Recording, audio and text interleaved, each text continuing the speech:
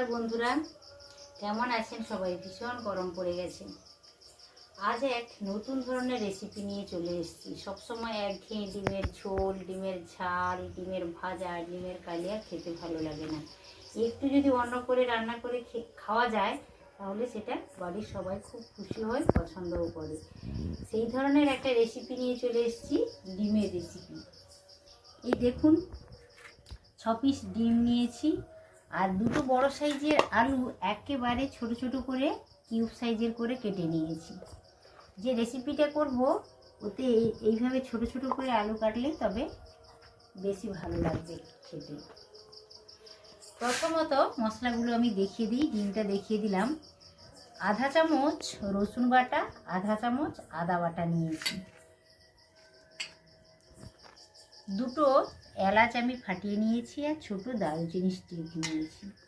3টা কাঁচা লঙ্কা ছিঁড়ে নিয়েছি, একটা টমেটো ছোট ছোট করে কেটে নিয়েছি, এক মুঠো ধনে পাতা কেটে নিয়েছি, একটা বড় সাইজের পেঁয়াজ গ্রেট করে নিয়েছি। আর নিয়েছি ঝালের জন্য অল্প নিয়েছি, একেবারে অল্প নিয়েছি। ডিমে কিন্তু বেশি ঝাল হলে খেতে ভালো লাগে না, কিন্তু ঝালটা আপনাদের পছন্দ অনুসারে ব্যবহার করবেন। আধা চামচেরও কম নিয়েছি ঝালের জন্য লঙ্কা গুঁড়ো, আর আধা চামচেরও কম নিয়েছি হলুদ গুঁড়ো, আধা চামচ ধনে গুঁড়ো, আধা চামচ জিরে গুঁড়ো। তো সমস্ত কিছু দেখানো হয়েছে। চলুন বন্ধুরা, এবার তাহলে কি নতুন ধরনের ডিমের তরকারিটা আজকে কি দেখা যাক। সবাই নিশ্চয়ই উৎসুক হয়ে আছে যে নতুন ডিমের তরকারিটা কি। 6 পিস ডিম নিয়ে নিয়েছি। আপনারা আপনাদের প্রয়োজন মতো ডিম নেবেন। আর একটা বাটি চামচ নিয়েছি। প্রথমত সব ডিমগুলোকে আমি একসাথে ফাটিয়ে নেব। এই রান্নাটা খুব সহজে করা যায়, একেবারে অল্প সময়ের মধ্যে রান্নাটা হয়ে যায় বন্ধুরা। একবার হলেও ট্রাই করে দেখবেন।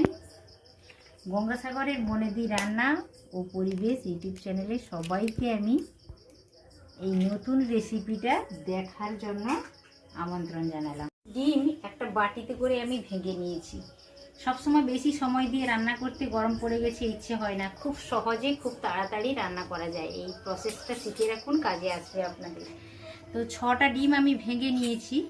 এখন যে জিনিসটা করতে হবে, লবণ দিয়ে দেব পরিমাণ মতো। প্রথমত বন্ধুরা আমি ডিমের কিমা তৈরি করে নেব। অল্প হলুদ, ডিমটা ফাটিয়ে নিয়েছি, অল্প হলুদ দিয়েছি আর অল্প লবণ দিয়েছি। তো আপনারা চাইলে হলুদটাও স্কিপ করে যেতে পারেন। আমি একটু কালার ভালো আসবে বলে হলুদটা ব্যবহার করলাম। তো ডিমটা ভালো করে ফাটিয়ে নিচ্ছি। ডিমটা ভালো করে ফেটিয়ে নিলাম। সমস্ত আয়োজন রেডি হয়ে গেছে। এবার দেখুন আমি উনানটাও জেলে দিয়েছি আর উনানে একটা কড়াইও বসিয়ে দিয়েছি। কড়াইটা মোটামুটি গরম হয়ে গেছে। এবার যেটা করব, কড়াইতে কিছুটা পরিমাণ আমি সরষা তেল দিয়ে দিলাম। ডিমটা তো আগে থেকেই ভালো করে ফেটানো রয়েছে। আরও একটুখানি নেড়ে নিচ্ছি।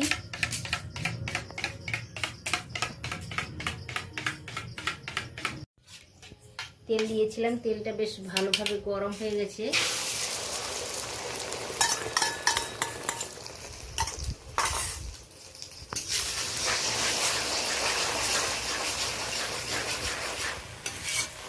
আপনারা নিশ্চয়ই বুঝতে পারছেন এত সময় আমি কি করতে চাইছি। ডিমের কিমা বানিয়ে নেব।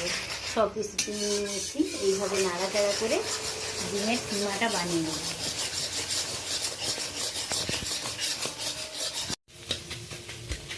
খুন্তির সাহায্যে ভালো করে ভেঙে ভেঙে নিচ্ছি। এই রান্নাটা করতে বেশি সময় লাগে না, কিন্তু খেতে অসম্ভব টেস্টি হয়। খুব অল্প সময়ের মধ্যে খুব কম কষ্টে এই রেসিপিটা কমপ্লিট হয়ে যায়। ডিমের ভুজিয়াটা একেবারে রেডি হয়ে গেছে। এবার একটা পাত্রে আমি ঢেলে নেব। কিমাটা রেডি হয়ে গেছে। এবার আমি আলুটা ভেজে নেব। ছোট ছোট করে, একদম ছোট ছোট করে আলু কেটে রেখেছি। আলুটা ভালো করে ভেজে নিতে হবে। ভালো করে বলতে বন্ধুরা, আলুটা যাতে ভালোভাবে কুকি হয়ে যায়। এইভাবে ভাজতে হবে, কারণ ডিমের কিমার সাথে বা ভুজিয়ার সাথে ছোট করে আলুকে দেখি সেটা তো বেশি জল দিয়ে ফোটালে বাজে লাগবে। এই জন্য আলুটা এই পর্যায়ে খুব ভালো করে লবণ হলুদ অল্প দেবো, দিয়ে ভালো করে ভেজে নেবো যাতে অনেকটাই কুক হয়ে যায়। আলুগুলো হালকা লালচে হয়ে গেছে, অনেকটাই সিদ্ধ হয়ে গেছে। এই দেখুন একেবারেই সিদ্ধ হয়ে গেছে। এবার আলুগুলো তুলে নিচ্ছি। ডিমের কিমাটা একেবারে রেডি হয়ে গেছে। অল্প আলু ছোট ছোট করে কেটে রেখেছিলাম, ওটাও ভেজে নিয়েছি। এমনভাবে ভেজেছি মোটামুটি ভালোভাবে কুক হয়ে গেছে। এবার রান্নাটা করার জন্য তেল দিয়ে দিলাম কড়াইতে।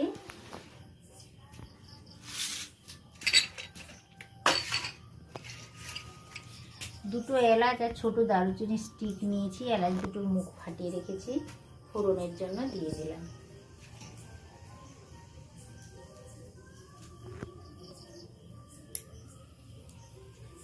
ফোড়ন থেকে একটা মিষ্টি গন্ধ চলে আসছে। এবার গ্রেট করা পেঁয়াজ,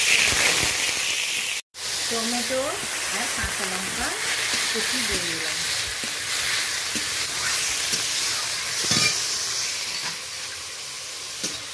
এটা বেশ ভালো করে নাড়াচাড়া করে নেবো, যত সময় না কাঁচা ভাবটা চলে যাচ্ছে বা নরম হচ্ছে তত সময় ভালো করে নাড়াচাড়া করে নেবো। লবণ দিয়ে দিলাম।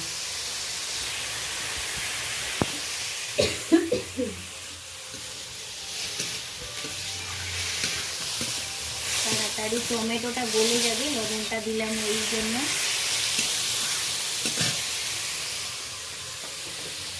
বন্ধুরা অল্প চিনি দিলাম। চিনিতে যদি কারোর খুব প্রবলেম থাকে তাহলে চিনিটা স্কিপ করতে পারেন, নাহলে এই ডিমের ভুজিয়ার রেসিপিটা হালকা মিষ্টি মিষ্টি লাগলে খেতে বেশ ভালো লাগে। রসুন বাটাটা দিয়ে দিলাম, তার সাথে আদা বাটাও দিয়ে দিলাম।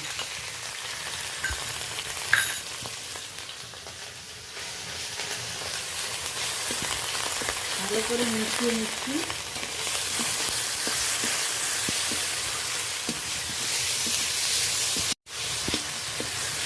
বেশ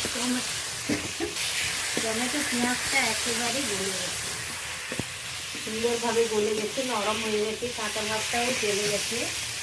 এই পর্যায়ে বন্ধুরা অল্প একটু গরম জল দিয়ে দেবো। অল্পই দিয়েছি গরম জল। গুঁড়ো মশলাগুলো অ্যাড করবো, তার আগে অল্প গরম জল দিলাম। 4 ধরনের গুঁড়ো মশলা।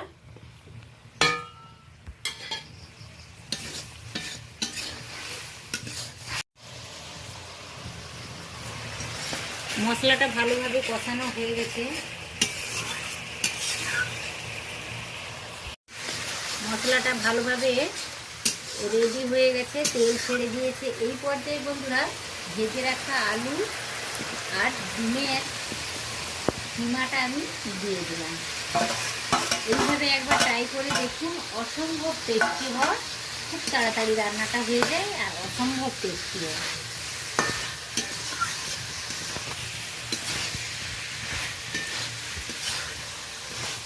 ভালো করে মশলার সাথে নাড়াচাড়া করে নিলাম।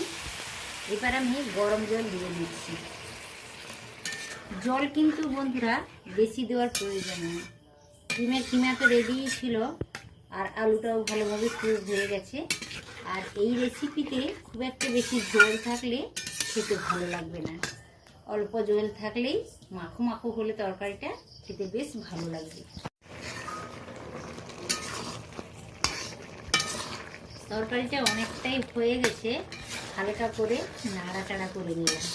একটু লবণের অভাব হয়েছিল, লবণটাও আমি দিয়ে দিয়েছি টেস্ট করার পরে।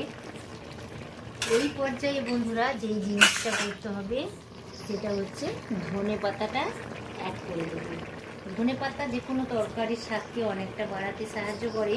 কারোর কাছে যদি ধনে পাতা না থাকে তাহলে অল্প গরম মশলা ছড়িয়ে নামিয়ে নেবে। তরকারিটা একেবারে রেডি হয়ে গেছে খাওয়ার জন্য বন্ধুরা। এবার আমি নামিয়েও নিচ্ছি। একেবারে মাখো মাখো হয়ে গেছে। এই তরকারিটা এইভাবে মাখো মাখো রান্না করলে খেতে বেশ ভালো লাগে, শুধু ভাতের সাথে না, রুটি পরোটার সাথেও ভীষণ ভালো লাগে।